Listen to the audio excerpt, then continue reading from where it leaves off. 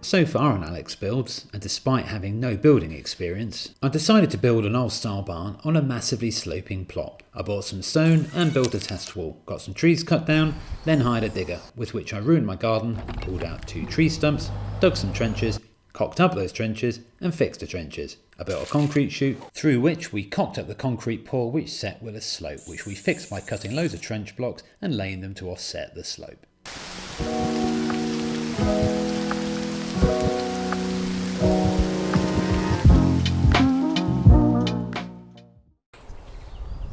Well, an exciting purchase here.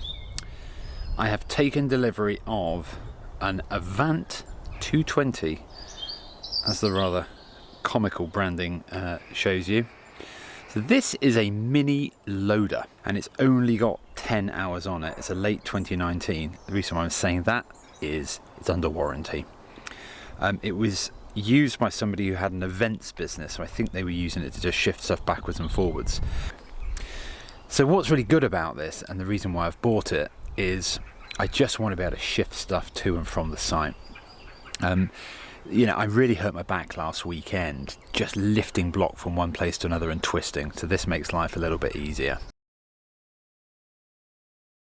So in theory, this is where things start to get a bit easier.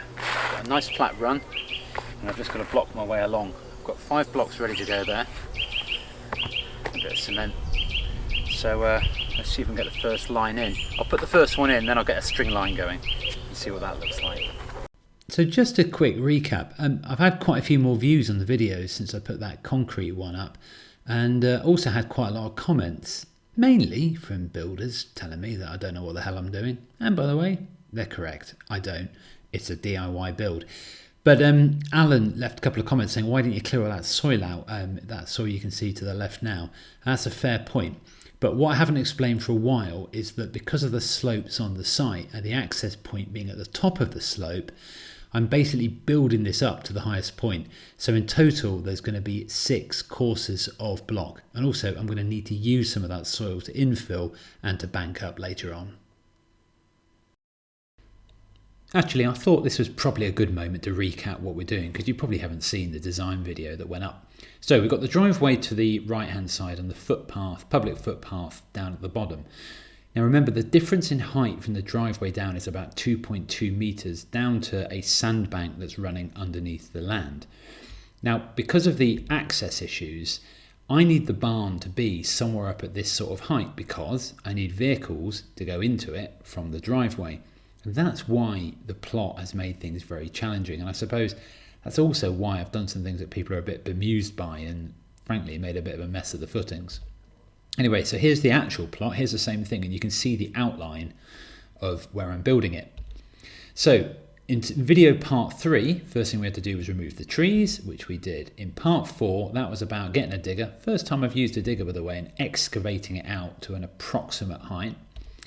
Then in part 5, we of course unearthed 2 massive tree stumps that were laid in there. And then part 6 of the video in this series is where we dug out the trenches. Now, this is part of the question that was asked, why have you left all that soil in the middle? Well, let me just explain what we're doing first of all. So we've already had the concrete cock up in video 9, and that's gone in now, albeit with a bit of a slope. And then the plan is I have to build these trench blocks up, but there will be 6 courses of these trench blocks. In fact, this isn't to scale. The trench blocks will be higher than the height of the concrete. So eventually a nice barn is going to sit on top of that.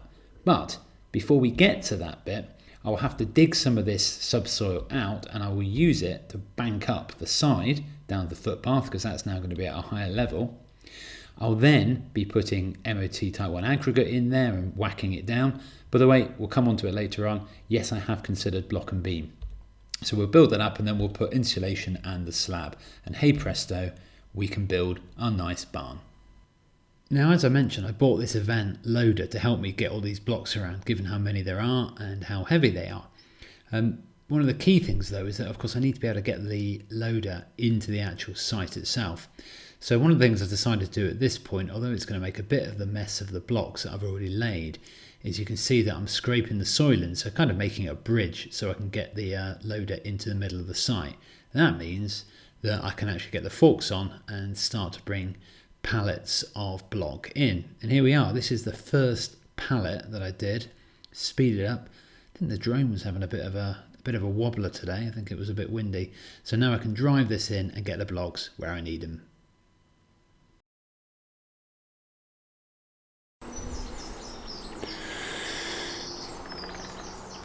Well, here we are, Bank Holiday Monday, Easter Monday, and I've got a full, proper 9 to 5 day ahead of me.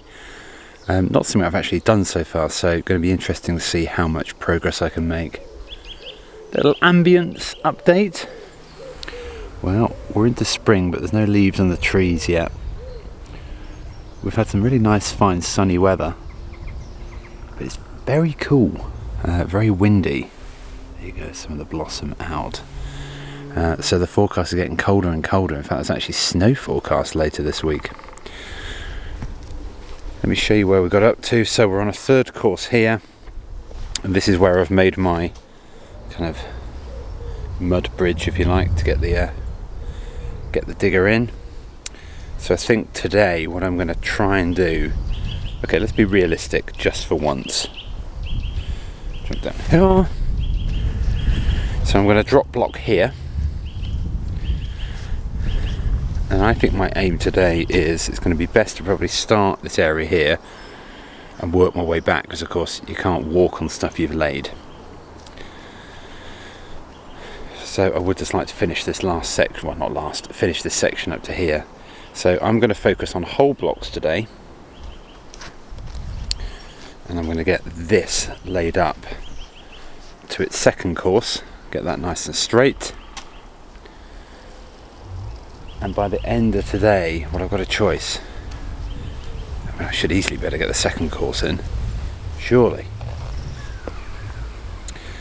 But I can either do a third course and get this all completely level, that would feel like an achievement, or I could just concentrate on taking this line up here. I'll see how I feel, but anyway, I'm definitely going to work on the second course all the way around there. So let's get some mortar mix on, get some blocks shipped down and get cracking.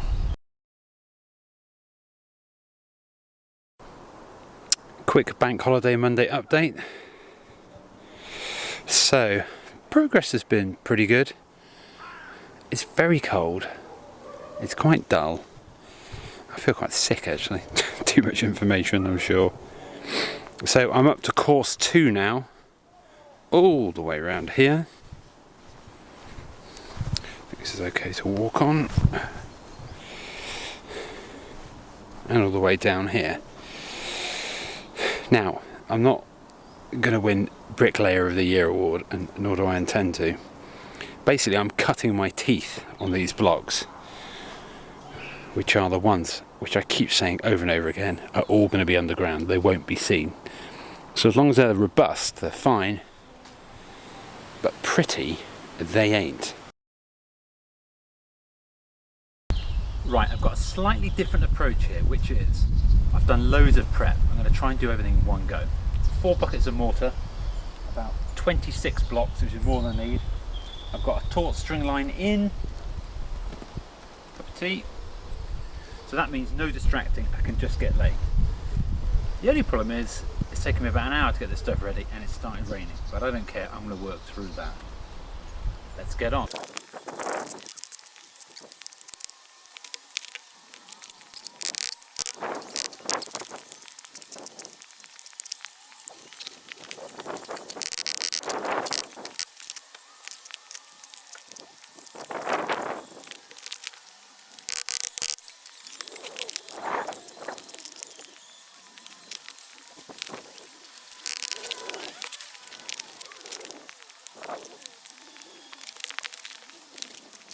Just a quick shout out at this point. Had a nice comment from Mark Overton on part 9 on the concrete saying, wishing good weather to you. Cheers Mark, I'm sure it will be.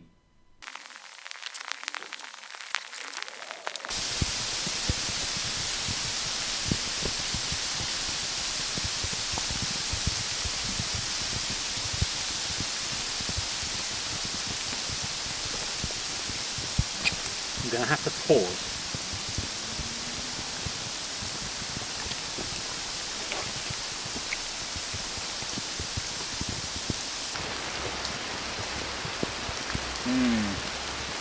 This is bloody typical, isn't it?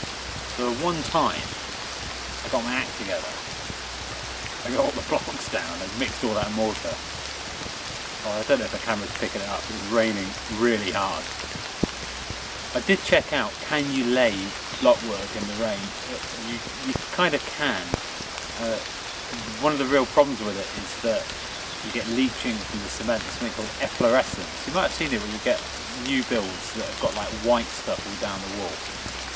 That doesn't particularly matter because this is all going to be buried underground, but I don't think this is a good idea. And the thing is, the forecast is just getting worse. And also, I think this is turning to snow. This is April the 10th. April. Anyway, I got another cup of tea. The other annoying thing is I need to deal with those piles of blocks because I can't just leave them there because this is by the path, so someone might fall over them. So I'm afraid we're going to have to abandon play for the day. Never mind. It's April in England, folks. It's snowing. Well, the weather wasn't on our side, but made quite a bit of progress. I was going to do the trench blocks in one video, but decided to do it in two. But I promise you we'll finish the trench blocks in the next video. Hey, if you're sick of them, imagine how I felt. Anyway, thanks for watching. Please subscribe, give the video a like, and if you leave me a comment, I generally reply to them. And remember folks, I'm just a DIYer, not a builder. See you next time.